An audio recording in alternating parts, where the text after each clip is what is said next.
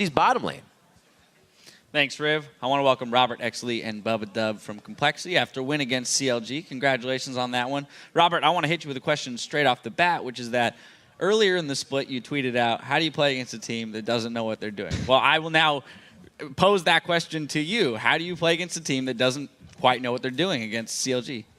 Well, I'd say that we didn't know what we were doing either, so it was two teams that didn't know what they're doing, and hence the 60-minute game, or almost 60-minute game. So, well, okay, so in that case, when both teams are scrambling to figure each other out, how do you make mid-game adaptations based on the new information that you're getting as the game plays out? Well, Nidalee became a problem. She got a really big lead over Irelia, which made the game hard to control the map. But then after some Kassadin plays here and there, we got a pick here and there, we were able to control the objectives, and we were just playing around them. And Bubba Dub, you got to play against a couple veterans of the LCS. As one of the newcomers, what's that experience like to play against some legends, people that you probably heard about and followed back when they played? Well, I know Hotshot thinks I feed a lot, so I had to try not to feed too much this game. But other than that, I mean, I would say that it's fun, but at the same time, I didn't feel like I should have, or the game shouldn't have been that close, I should say. Fair enough, fair enough. Well, let's look at why the game was that close then. Yeah. Just out of curiosity, we've seen the Zilean come out, and Hotshot's been playing it a bunch. How do you play against a Zilean? Because essentially what that means is that every person on the other team has a GA, right? And you're not really sure who it is going to be and who it's going to put on. So what's targeting like in team fights? I would say Zilean's kind of bad against hard engage, but we didn't have any of that. We had a bunch of split, and I think Zilean was a really good pick there because they were able to chase us down if we tried to split too much. And I think it showed a little bit because they got a lot of good fights off. And anytime we wanted to fight, they just back off. And we didn't have hard engage because Elise and Braum aren't really good at hard engage. Our hard engage was like Kassadin and Riff walking in. All right. Well, I want to take a look at a replay real quick. We're about 50 minutes in. It's around the Baron pit. You guys go 4 for 2 and take the Baron. So if you don't mind, Robert, walking me through this one.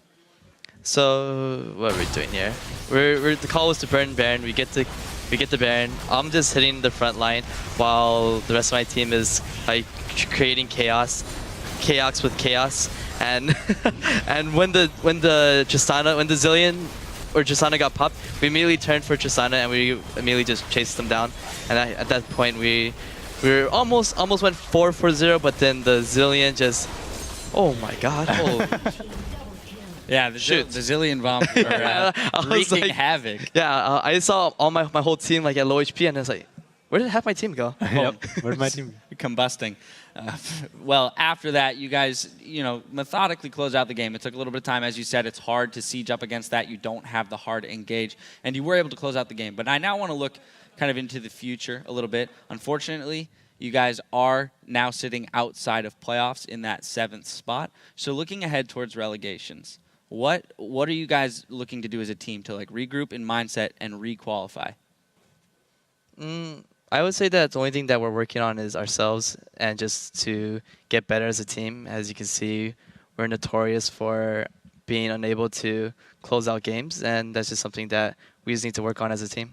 Well, and to that end, Bubba Dub, how do you feel that the team has improved over the whole split? Because this has been 28 games of evolution, right, for compLexity. Granted, you have one more game tomorrow, so I guess 27 games of evolution for compLexity. How do you feel the journey's been? It's been a long journey, and I would say that at the start, we were falling apart pretty much as soon as the game started. First 5-10 minutes would pretty much decide the game. And if we didn't get a huge lead early, we would lose the game. And then we progressed. We're able to get leads early game and go even early game and get into the mid game where we'd basically stall out and hope that late game our composition would be able to carry us to victory. And now I'd say we're making a lot more mid game moves. So it's definitely moving in a positive direction. And I think next split, we could definitely make playoffs. Absolutely. Do you feel like the acquisition of Kez, in the middle of the split, or I guess in the first third of the split, was a plus, right? You were 1-7 before that. My question is whether or not you feel you could have done better with him off the get-go. Kez brought a whole different aura with the team. Before, we'd either go too ham or too passive. And I'd say, and Kez really plays around the objectives, which is how I feel the game should actually be played compared to, hey, should we fight here? I don't know. Let's go flip a coin. All right, heads, let's fight. That's kind of how it was before. I'd like to see that if you took the time to like flip a coin Yeah. before making that decision. You see on our camera, and we're like, what are they doing? Oh, they're going in. It's their decision-making process. At least when it lands, you have like everyone's got to follow it, right? Mm-hmm. That'd be a very interesting way to see a game played out if everything had to be done by the flip of a coin. All right, well, looking at tomorrow, right? You play EG, the team currently in 8th. They have 2 games tomorrow, so tomorrow's game is going to decide kind of that positioning there at the bottom of the bracket. So how important is that game coming in with a very strong plan and the win? Yeah, definitely beating EG tomorrow would be our most important match because it decides who's 7th and 8th. And looking at the challenger scene, I would say that Coast would be the strongest challenger team, and I feel like they're with the skill difference between Coast and let's say whoever the second place team is very big, and it's really important that we don't play them during relegations. All right. Well, we've got that game coming up right now. We're going to watch Coast play. So it'll be very interesting to see them perform, especially in that LAN setting. Are you guys going to stick around and watch that game, Bubba Dub?